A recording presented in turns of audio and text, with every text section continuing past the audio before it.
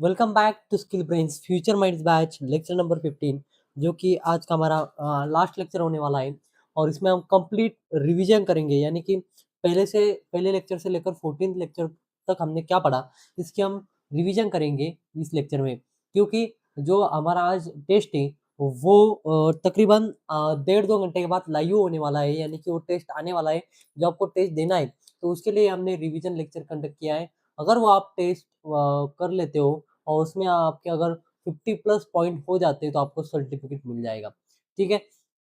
आगे बढ़ते हैं। अगर हमारी पूरी जर्नी देखें तो हमने स्टार्ट किया बेसिक से। हमने कंपाइलर के बारे में पढ़ा, बहुत कुछ कंसेप्ट पढ़ी और बेसिक पढ़ा। फिर वेरिएबल्स और डाटा टाइप के बारे में पढ़ा। फिर input output, loops, arrays, strings, structures, functions, recursion, math and string functions के बारे में हमने पढ़ा, प्रॉब्लम सॉल्विंग की और लॉजिक बिल्डिंग भी हमारी हुई। सॉरी। ठीक है? यह हमारी कुछ जर्नी रही है। हमने कुछ इस प्रकार से स्टार्ट किया। देखिए, बेसिक कांसेप्ट प्रोग्रामिंग क्या होती है हमने पढ़ा, कंपाइलर क्या होता है और एल्गोरिदम क्या होता है ये हमने पढ़ा। अब देखिए, ये 2 कांसेप्ट आपको एज़ अ प्रोग्रामर पता होनी चाहिए। बट कंपाइलर क्या होता है, जिसमें हम कोड लिखते हैं और जो हमारी जो हमने कोड लैंग्वेज है उसको मशीन लैंग्वेज में कन्वर्ट कर कर कंप्यूटर को वो इंस्ट्रक्शन समझाता है, उसे कहा जाता है कंपाइलर। एल्गोरिदम क्या होता है, step by step logic to solving specific task, यानी किसी भी स्पेसिफिक टास्क को अगर मैं स्टेप बाय स्टेप प्रोसेस में तोड़ दूं तो क्या हो जाएगा, एल्गोरिदम हो जाएगा। हमने साथ के साथ फ्लो चार्ट भी पढ़ा था, यहाँ पे मेंशन नहीं है। और फ्लो चार्ट क्या होता है, pictorial representation of algorithm is known as flow chart. ठीक है? आगे बढ़ते हैं हम। अब हमने पढ़ा था इनपुट आउटपुट फंक्शंस के बारे में या इनपुट आउटपुट के बारे में, यानी कि हम सी लैंग्वेज में इनपुट और आउटपुट कैसे लिखते हैं। यहाँ पे बेसिकली हमने 2 फंक्शंस पढ़े थे, काफ़ी इंपॉर्टेंट फंक्शंस थे, प्रिंटफ एंड स्कैनफ। ये 2 फंक्शंस हमने पढ़े थे। यहाँ पे जो है फॉर्मेट स्पेसिफायर हम यूज़ करते थे, किसके लिए? स्कैनफ फंक्शन के लिए। और स्कैनफ फंक्शन के इंटीजर होगा तो हम परसेंटेज डी इस्तेमाल करते थे, फ्लोट होगा तो परसेंटेज एफ, स्ट्रिंग होगा तो परसेंटेज एस और कैरेक्टर होगा तो परसेंटेज सी। कुछ इस प्रकार हमने पढ़ा था। अब ये फॉर्मेट स्पेसिफायर क्या है, इतना डीप में जाऊँगा तो फिर से वो 15 लेक्चर एक लेक्चर में वन शॉट में कवर हो जाएगा। ये हमें करना नहीं है, इसलिए मैं यहाँ पे कर रहा हूँ। ठीक है?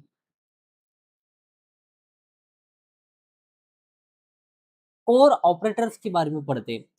ठीक है? ऑपरेटर्स क्या थे? हमने पढ़ा था कि कोई भी ऑपरेशन करने के लिए हमें ऑपरेटर्स की ज़रूरत पड़ती है।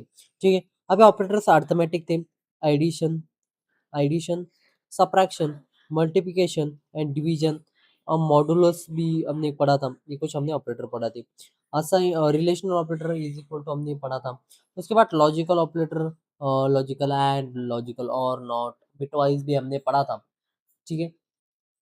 ओके।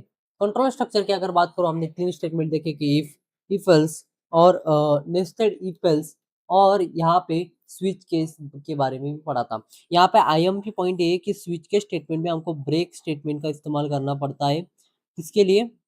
वो रोक जब वो हमारा कंडीशन हिट हो जाए और वो कंप्लीट हो जाए वो टास्क, तो उसके लिए ब्रेक करने के लिए, स्विच को ब्रेक करने के लिए।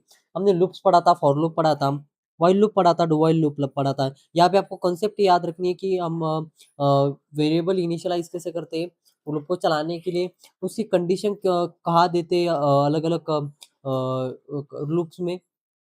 और एक बात, जो डू व्हाइल लूप होता है, अगर वो कंडीशन फॉल्स भी है तो एटलीस्ट वन टाइम तो एग्जीक्यूट होगा ही, ये भी आपको पॉइंट याद रखना है। ठीक है? अब आते हैं वर्किंग ऑफ एरेज के ऊपर। एरेज हमने पढ़ा था कि ये सीक्वेंस कलेक्शन होता है। यहाँ पे आपको पहली बात 4 पॉइंट आपको पहले याद रखने हैं। सबसे पहले एरे एक जो है एक सिंगल वेरिएबल होता है जो मल्टीपल वैल्यूज़ को स्टोर करता है। और जो वैल्यू होती है वो सेकंड नंबर का पॉइंट है, जो वैल्यू होती है वो सेम डेटा टाइप की होती है, सेम डेटा टाइप की होती है। तीसरा पॉइंट था हमारा कि वो कंटीन्यूअस मेमोरी एलोकेशन में था, कंटीन्यूअस मेमोरी एलोकेशन में था। और हमारा चौथा और सबसे इम्पोर्टेंट पॉइंट था कि वो जो इंडेक्स होते हैं एरेज़ के, वो 0 से स्टार्ट होते हैं। कहाँ से? 0 से। ये याद हमें रखना है। ठीक है? ओके। स्ट्रिंग हैंडलिंग फंक्शन हमने पढ़ा थे। जैसे फंक्शंस पढ़े थे। देखिए हमने पिछले लेक्चर में 14 लेक्चर में हमने ये पढ़ा, इसलिए मैं इसको ज़्यादा डीप जाकर समझाऊँगा नहीं क्योंकि हमने अभी भी फ्रेशली ये पढ़ा हुआ है। ऑपरेटर्स करने के लिए हमने ये 2 फंक्शंस पढ़े थे। मैं इतना डीप में ज नहीं जा रहा हूँ इस स्लाइड के क्योंकि हमने पिछले लेक्चर में ही कल ही हमने इस टॉपिक को पढ़ा था।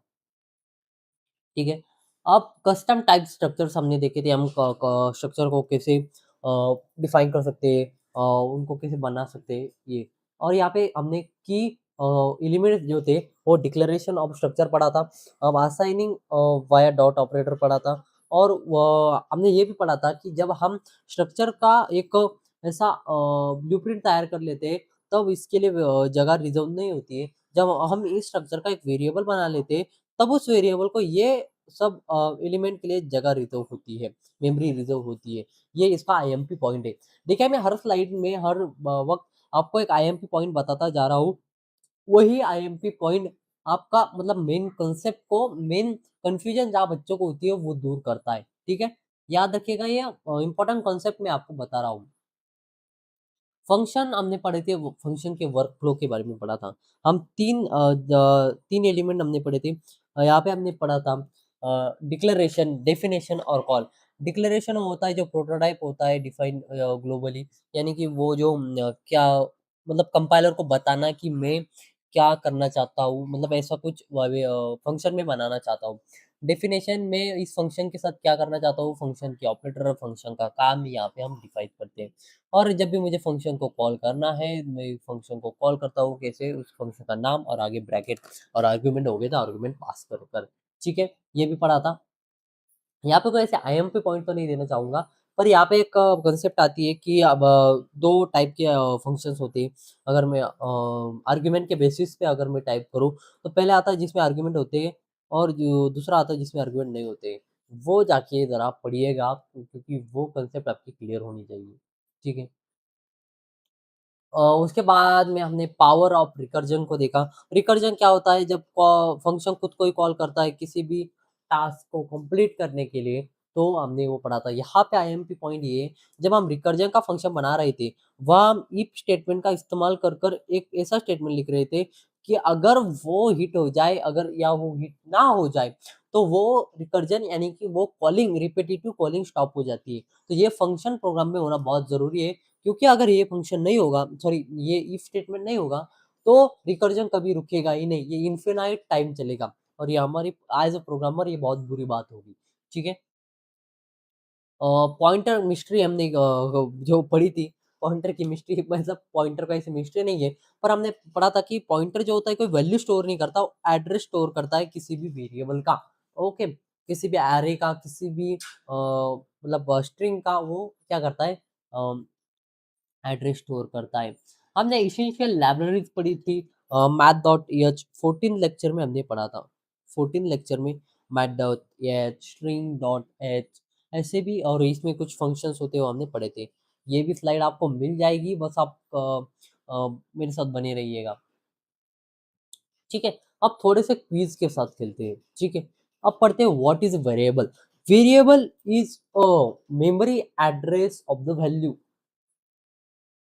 Variable is a virtual memory address of the value when we can store the value in the variable. ठीक है, ऐसा हम बता सकते हैं। Which loop runs at least one, इसका सीधा सा आंसर है डू वाइल लूप, क्योंकि डू वाइल लूप में पहले एक बार वो क्या होता है कंडीशन बाद में चेक होती है पहले एग्जीक्यूट होता है इसलिए। ठीक है, हमारा थर्ड क्वेश्चन है operator for variables address. Address return करना है तो हम एंड ऑपरेटर का यूज करते हैं। ठीक है, ये वाला हमने यहाँ पे बना दिया है। ओके, अगर मुझे किसी भी स्ट्रिंग की लेंथ फाइंड करनी है, मैं कौन सा str लेंथ फंक्शन को इस्तेमाल करता हूँ, कौन सा str लेंथ फंक्शन को। ठीक है, what is recursion? Recursion is a repetitive call of function from itself. ये सिंपल सी डेफिनेशन मैंने आपको बता दी। ये कुछ क्वेश्चन थे, इस प्रकार के क्वेश्चंस आज के टेस्ट में आने वाले हैं। इस प्रकार के बोल रहा हूं मैं, यही क्वेश्चन आने वाले, मैंने ऐसा बोला नहीं है। इस प्रकार के क्वेश्चन आपको आज के टेस्ट में आ सकते हैं। ठीक है, तो तैयार रहिएगा कि आप ऐसे क्वेश्चंस को जो है वो फेस कर पाए, मतलब इस लेवल की आपको पढ़ाई करके रखनी है। अब अगर इवैल्यूएशन प्रोसेस अगर देखूँ मैं अपने पूरे बैच का, तो हमने बेसिक प्रोग्रामिंग कंसेप्ट पढ़ा, बीच-बीच में लॉजिक पढ़ा, फिर उसके बाद हमने कुछ प्रोग्राम राइट किए, ज़्यादा नहीं मैं ऑनेस्टली कहता हूँ हमने जितने प्रोग्राम लिखने चाहिए थे, हमने उतने नहीं लिखे, बट मैं इस चीज़ को अगले वाले बैच में पूरी तरह से इम्प्रूवमेंट करूँगा, ठीक है? यहाँ पे पर्सनल इंटरैक्शन भी मिला पर मुझे एक फ़ील हुआ कि मुझे स्टूडेंट की तरफ से वो इंटरैक्शन, वो सपोर्ट नहीं दिखा इस बैच में। इसलिए अगली वाली जो बैच आएगी वो उन रिफॉर्म्स को, उन कंडीशन को चेक करके यानी कि अगली बैच ऐसी आएगी जो इन सब इस बैच में जो बैक पॉइंट रहे हैं उनको पॉइंट करते हुए उनको सुधारने के लिए आएगी। ठीक है? ओके। और आज का जो टेस्ट होने वाला है उसका मैं एक बार आपको बता देता हूँ कैसे होने वाले हैं।